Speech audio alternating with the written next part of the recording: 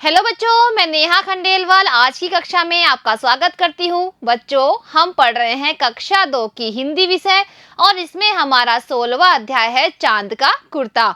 बच्चों, यह अध्याय हमने पिछली कक्षा में पढ़ लिया था, तो आज हम करेंगे इसी अध्याय से संबंधित अभ्यास कार्य। तो करते हैं पहला प्रश्न। यहाँ लिखा हुआ है, निम्न शब्दों के अर्थ जानिए।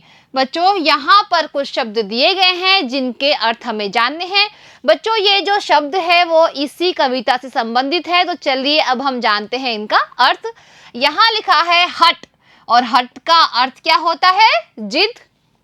रोज, रोज का अर्थ होता है प्रतिदिन।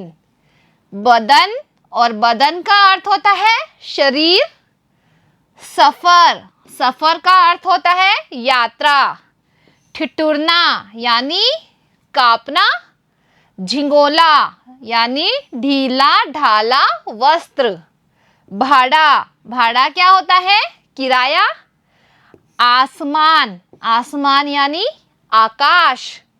सलोने यानी प्यारे। अब करते हैं प्रश्न नंबर 2। यहाँ लिखा हुआ है पढ़े और लिखे। बच्चों, यहाँ पर कुछ शब्द लिखे गए हैं जिनको हमें पढ़ना है और वैसे ही वापस लिखना है। बच्चों, ये इसी पाठ में आए कुछ कठिन शब्द हैं। चलिए बच्चों, इनको हम पढ़ते हैं और वापस लिखते हैं। पहला है हट, ह ठ, हट। दूसरा है झिंगोला, झिंगोला, झिंगोला। तीसरा है ठिठुरकर, ठिठुर कर, ठिठुरकर। चौथा है मौसम, मौसम, मौसम। पांचवा है भगवान, भगवान, भगवान। छठवा है कुशल, कुशल, कुशल। अब करते हैं बच्चों तीसरा प्रश्न। यहाँ लिखा हुआ है उचित विकल्प पर सही का चिन्ह लगाएं। बच्चों, यहाँ पर कुछ प्रश्न दिए गए हैं जिनके के 4 विकल्प है। इन चारों विकल्पों में से जो विकल्प सही है उस पर हमें लगाना है सही का चिन्ह। तो चलिए बच्चों, करते हैं पहला प्रश्न इसका। यहाँ लिखा हुआ है चांद कैसा झिंगोला सिलवाना चाहता है। बच्चों, जो कविता थी चांद का कुर्ता, उसमें जो चांद है वो किस तरह का झिंगोला सिलवाना चाहता है, क्योंकि बच्चों वो अपनी माँ से क्या कह रहा था कि माँ मुझे एक झिंगोला सिलवा दो। तो देखते हैं वो कैसा झिंगोला चाहता है। क है मोटा, ख है ऊन का, ग है रेशम का, और घ है छोटा। तो बच्चों वो चाहता था ऊन का झिंगोला सिलवाना।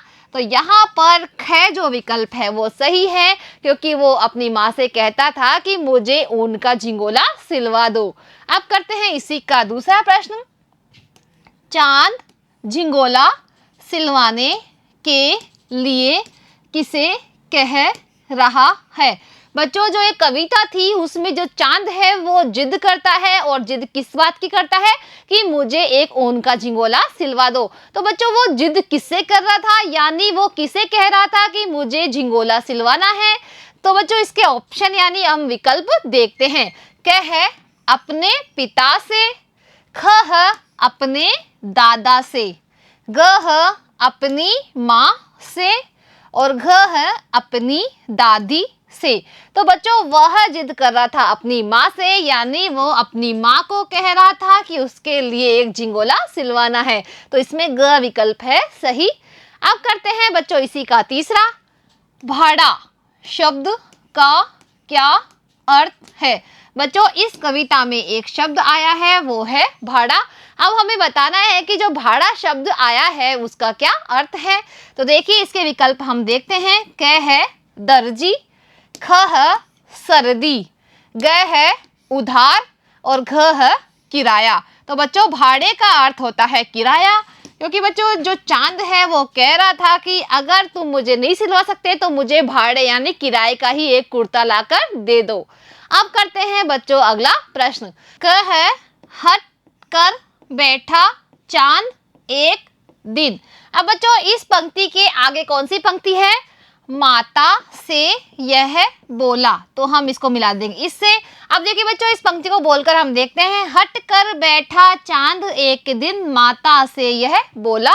अब ख है, सिलवा दो माँ मुझे ऊन का, तो इसको हम मिलाएंगे मोटा एक झिंगोला, तो हमने इसको मिला दिया है। सिलवा दो माँ मुझे ऊन का, मोटा एक झिंगोला। ग है, सन सन करती हवा रात भर, जाड़े से मैं मरता हूँ, तो हम मिलाएंगे इससे। सन सन करती हवा रात भर, जाड़े से मैं मरता हूँ। अब घ है, ठिठुर ठिठुर कर किसी तरह यात्रा पूरी करता हूँ, तो हमने मिला दिया है इससे। ठिठुर ठिठुर कर किसी तरह यात्रा पूरी करता हूँ। तो देखिए बच्चों, हमने कविता की पंक्तियों को मिला दिया है। अब करते हैं बच्चों अगला प्रश्न, प्रश्न नंबर 5। यहाँ लिखा हुआ है निम्न प्रश्नों के उत्तर दीजिए। बच्चों यहाँ पर कुछ प्रश्न लिखे गए हैं जिसके हमें उत्तर देने हैं। तो करते हैं पहला प्रश्न। चांद ने माँ से ऊन का झिंगोला क्यों मांगा? बच्चों चांद ने उसकी जो माँ थी उससे ऊन का झिंगोला क्यों मांगा? तो देखिए बच्चों, इसका उत्तर है क्योंकि उसे ठंड लगती थी। बच्चों चांद ने उसकी माँ से ऊन का झिंगोला मांगा क्योंकि उसे ठंड लगती थी। क्योंकि बच्चों वो रात को बाहर निकलता था आसमान में, तो आसमान में ठंडी ठंडी हवा चलती थी और मौसम भी किसका था? जाड़े का था, यानी सर्दी का था। इस कारण उसको ठंड लगती थी, इसलिए वो ऊन का झिंगोला उसकी माँ से मांगता है। अब करते हैं प्रश्न नंबर 2। क्या आपने भी चांद को घटते बढ़ते देखा है? बच्चों यहाँ पर पूछ रहा है कि क्या आपने रात को आसमान में चांद को घटते बढ़ते देखा है? तो बच्चों इसका उत्तर है हाँ, हमने भी चांद को घटते बढ़ते देखा है। बच्चों हमने भी चांद को घटते बढ़ते देखा है और आपने भी देखा होगा, क्योंकि कभी रात को हम देखते हैं कि चांद बिल्कुल छोटा दिखाई देता है, यानी बिल्कुल पतला दिखाई देता है, और किसी दिन हम देखते हैं कि वो पूरा दिखाई देता है, और कभी कभी तो ऐसा होता है कि चांद बिल्कुल ही नहीं दिखाई देता है। इसलिए बच्चों चांद हमेशा घटता बढ़ता रहता है। अब है प्रश्न नंबर 3। आकाश में पूरा चांद कब दिखाई देता है? बच्चों आपने देखा होगा कि कभी कभी तो आसमान में पूरा चांद, बिल्कुल गोल चांद दिखाई देता है। तो बच्चों वो किस दिन दिखाई देता है? तो इसका उत्तर है आकाश में पूरा चांद पूर्णिमा की रात को दिखाई देता है। बच्चों आकाश में पूरा चांद पूर्णिमा की रात को दिखाई देता है। बच्चों उसके बाद में चांद का जो आकार है वो घटता रहता है और अमावस्या तक आते आते वो पूरी तरह से दिखाई देना बंद हो जाता है। तो बच्चों पूरा चांद दिखाई देता है पूर्णिमा की रात को। अब करते हैं बच्चों अगला प्रश्न, प्रश्न नंबर 6। कविता के कुछ शब्द वर्ग पहेली में छिपे हैं, उन्हें ढूंढकर लिखे। बच्चों यहाँ पर आपको दिखाई दे रही है एक वर्ग पहेली, उसके अंदर कविता के कुछ शब्द लिखे हुए हैं। और कौन सी कविता के? चांद का कुर्ता। तो बच्चों इन वर्ग पहेली में से हमें वो शब्द ढूंढना है और यहाँ पर लिखना है। तो चलिए बच्चों ढूंढना शुरू करते हैं। तो देखिए बच्चों यहाँ पर एक शब्द बन रहा है, ये है मौसम। तो हम यहाँ लिखेंगे मौसम। अब दूसरा शब्द ढूंढते हैं बच्चों, यहाँ पर देखिए है चांद, तो यहाँ हम लिखेंगे चांद। अब तीसरा शब्द कौन सा है बच्चों? यहाँ पर देखिए लिखा हुआ है जाड़े, तो हम यहाँ लिखेंगे जाड़े। अब है बच्चों आसमान, तो हम यहाँ लिखेंगे आसमान। अब बच्चों एक शब्द यहां बन रहा है, वो है ऊन, तो हम लिखेंगे ऊन।